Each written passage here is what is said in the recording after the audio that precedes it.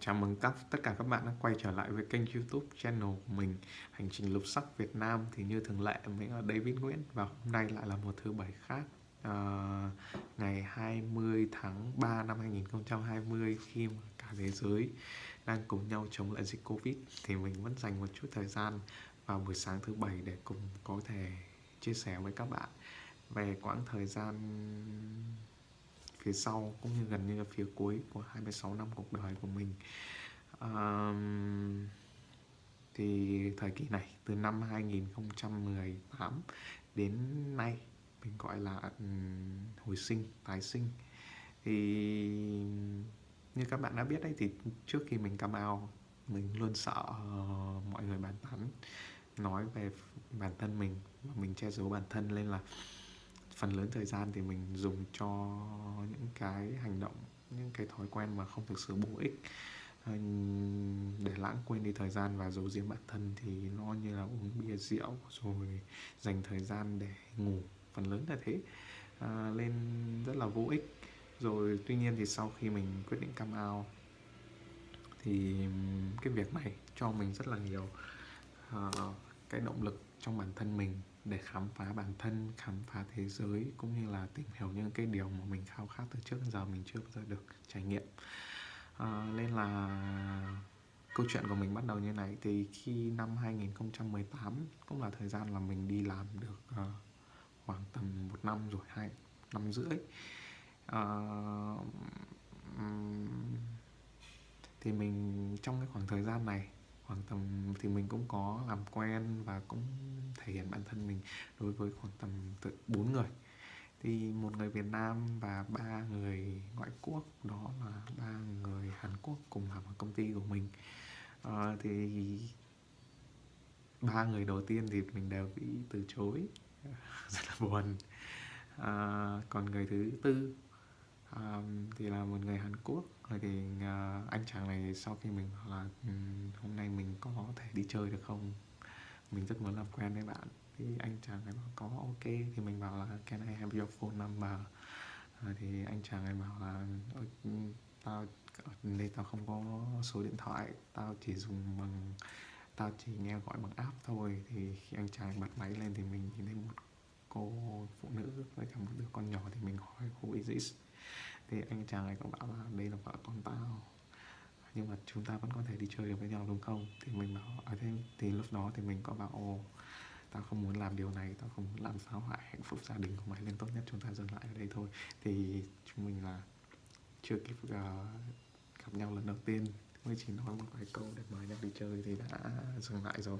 Tuy nhiên mình thấy cũng tốt, tại vì mình không muốn mình là người gây ảnh hưởng đối với gia đình của người khác. Thì bên cạnh thời gian đi làm, một số lần tỏ tình, thì phần lớn thời gian còn lại là mình tập trung cho việc học, phát triển bản thân, phát triển trí não. Rồi thì là khi mà có thời gian rảnh nhiều hơn, ví dụ vào cuối tuần hoặc những kỳ nghỉ lớn, thì mình dành thời gian để đi du lịch. Thì mình dành thời gian để học tiếng Anh này, tại vì tiếng Anh theo mình là rất cần thiết để mình có thể phát triển bản thân trong cái thời đại mà hầu như ở đâu cũng cần tiếng Anh để giao tiếp. Rồi thì mình đọc sách về những kỹ năng mềm, ví dụ như kỹ năng phỏng vấn, kỹ năng quản lý thời gian. Nói chung là những cái kỹ năng mà tại thời điểm đó mình cảm thấy là cần, hoặc là kỹ năng mà mình tìm hiểu ở trên mạng là cần thiết cho giới trẻ ở thời kỳ 4.0. Còn thời gian rảnh thì mình đi du lịch, gọi là đi du lịch nhưng thực chất là mình đi phượt. Đi phượt là gì? Thì đi phượt là việc bạn tự túc tất cả mọi thứ, từ việc lên kế hoạch chuyến đi, di chuyển bằng xe máy, có thể di chuyển bằng xe máy, có thể di chuyển bằng máy bay, mà cũng có thể di chuyển bằng tất cả các loại phương tiện, nhưng mà đều là do bạn tự túc hết. Thời đó thì mình hay đi du lịch bằng xe máy. Thường thì khi có thời gian rảnh, ví dụ như là từ 2 ngày, thì mình sẽ đi những khu vực lân cận, ví dụ như là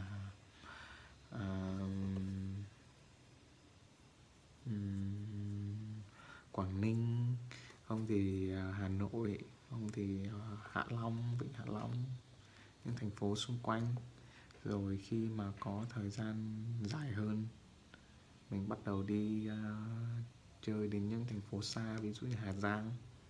Mình đi mất 4 ngày hay 5 ngày gì đó, 5 ngày. Rồi Điện Biên thì cũng 5 ngày. Và Sài Gòn là chuyến đi mà mình đi bằng xe máy khoảng tầm gần 2.000 km. Mất tổng cộng là 6 ngày. 3 ngày mình đi xe máy, 1 ngày mình nghỉ lại Sài Gòn, và sáng hôm sau mình lên tàu để trải nghiệm cảm giác đi tàu Bắc Nam và về Hải Phòng. Thì cũng có nhiều người bảo là mình hơi bị lập dị một chút khi mà có những cái sở thích rất là khác người, như là thích con trai, rồi thì đi du lịch một mình bằng xe máy. Cũng không quan trọng gì cả, quan trọng là việc là mình cảm thấy rất là thích với việc đó. Và khi mà mình đi chơi một mình, cũng như là mình dám vượt qua những nó cũng như là việc mà bạn dám vượt qua những thử thách trong cuộc sống thôi, thì nó sẽ cho bạn đầu tiên là những trải nghiệm. Trải nghiệm khi bạn phải xử lý tình huống một mình, khi bạn phải chuẩn bị tất cả mọi thứ một mình, phải lên kế hoạch trong một hành trình. Rồi tiếp theo là bạn vượt qua thử thách khi đi trong đường tối một mình, khi cảm thấy cô đơn này. Tất cả mọi cái cảm xúc đó thì đều phải trải qua khi các bạn đi phượt hay phải đối mặt với một thử thách nào đó, nhưng sau đó nó sẽ cho bạn cảm giác bạn trưởng thành hơn. Thì mình nghĩ nó cũng rất là đáng giá. Rồi sau khi làm việc được ở Hải Phòng được khoảng 2 năm, 2016 đến năm 2019, đầu năm 2019, thì mình quyết định nghỉ việc ở ngoài này để vào trong Sài Gòn. Thì đầu tiên cái mục đích của mình khi mà vào trong Sài Gòn đó là tìm một công việc, phát triển ngôn ngữ, rồi tìm kiếm cơ hội để đi sang một đất nước khác, ví dụ như những đất nước sử dụng tiếng Anh nhưng ở lân cận Việt Nam trước, thì trong khu vực Đông Nam Á, ví dụ như là Thái Lan, Malaysia, Philippines và Singapore. Đầu tiên là mình nghĩ đến nước đó, tại vì Việt Nam thì không phải làm visa để đi sang nước đó, nên là nếu mà để tìm được một công việc thì nó cũng dễ dàng hơn, thay vì ngay từ đầu mình sẽ đi sang Hồng Kông, Đài Loan hay là những cái nước ở châu Âu. Nhưng mà khi mình vào trong Sài Gòn thì đầu tiên mình vào trong đó được khoảng 6 tháng. Thì trong 1 tháng đầu tiên thì mình dành phần lớn thời gian để chuẩn bị CV, rồi thì apply vào các vị trí trong công việc của mình. Thì phần lớn thời gian mình ở nhà. Cũng có gặp một vài người bạn từ Hải Phòng vào trong đó sinh sống làm việc từ trước, nhưng cũng chỉ là để hỏi thăm về việc thuê nhà, rồi chuẩn bị hồ sơ xin việc, cũng như là hỏi về kinh nghiệm tìm việc ở trong này, vậy thôi. Rồi còn phần lớn thời gian thì mình ở nhà đọc sách, apply công việc, rồi đi tìm hiểu ở các khu công nghiệp nơi mà người ta tìm kiếm nhân viên. Thì sau 1 tháng mình cũng có tìm được một công việc ở Đồng Nai, hơi xa một chút. Mình đi xe máy khoảng tầm 40 cây một chiều. Thì sau đó thì cũng may là công ty họ có xe đưa đón nên cũng bớt cực. Thì mình làm việc ở đó được 3 tháng, qua thử việc thì mình tìm được một công việc khác ở phía quận Nhất. Thì mình quyết định chuyển về đây ở và sinh sống. Thì mình về đây ở sinh sống thì mình cũng bắt đầu dành thời gian để đi tìm hiểu thành phố xung quanh, cũng như tìm hiểu về những cái mình thích. Thì thay vì như ban đầu thì mình tìm kiếm một công việc để phát triển bản thân, thì mình lại bắt đầu có những suy nghĩ là mình muốn tìm hiểu những điều mình chưa biết về thế giới LGBT. Rồi sau một vài lần đi đến những câu lạc bộ kiểu như về câu lạc bộ để những người LGBT gặp nhau, chia sẻ về họ đưa ra những ý kiến để đóng góp cho cộng đồng và phát triển cộng đồng nhiều hơn, thì mình cũng có gặp một cái bạn người rất là đặc biệt với mình. Thì bọn mình cũng dành thời gian cho nhau, quen nhau được đến thời điểm này là được khoảng 9 tháng. Một quãng thời gian rất là đẹp đối với mình. Có rất nhiều trải nghiệm. Đó chính là những cái trải nghiệm mà mình nói mà nếu mà mình không đủ mạnh mẽ, không đủ cứng rắn để đối mặt với cả cái nỗi sợ hãi tiềm ẩn trong bản thân mình khi phải nói ra sự thật, thì mình nghĩ không bao giờ mình có thể trải nghiệm được những cảm xúc tươi đẹp đó, những kỷ niệm rất là đẹp mà có lẽ thì chắc mình không bao giờ có thể quên được những kỷ niệm đó khi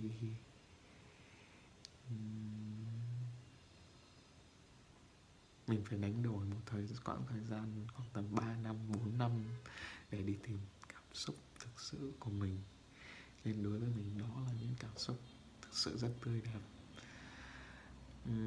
Và lý do vì sao mình kể ra câu chuyện này thì nó cũng đơn giản thôi. Mình biết có rất nhiều bạn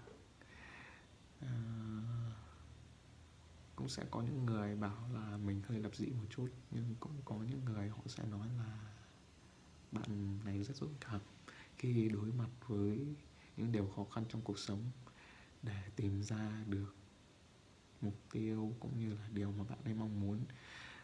Nhưng mình thấy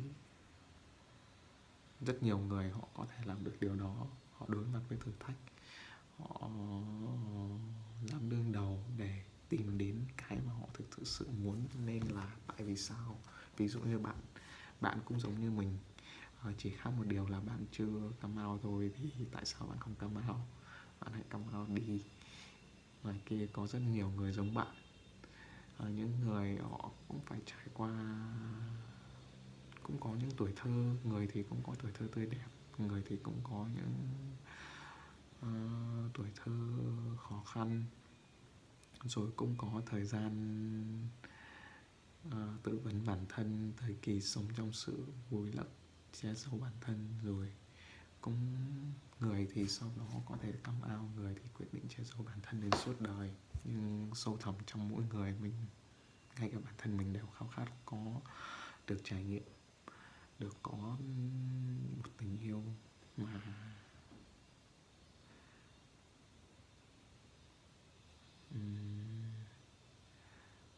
có thể đi cùng đến cuối cuộc đời chẳng hạn. Đó, thì mình nghĩ là một mơ ước rất là đơn giản và cũng rất nhỏ nhoi thôi. Thì tại sao các bạn không làm hành động ngay từ bây giờ, để chỉ cần một thời gian ngắn sau thôi các bạn sẽ có được một cái mà các bạn chưa bao giờ nghĩ tới. Cảm ơn các bạn đã lắng nghe. Thì mình rất mong là nhận được những chia sẻ, comment, suy nghĩ của các bạn về video của mình cũng như là các video trước, để mình có thể tìm thêm được những nội dung mới, chia sẻ với các bạn nhiều hơn. Tạm biệt các bạn.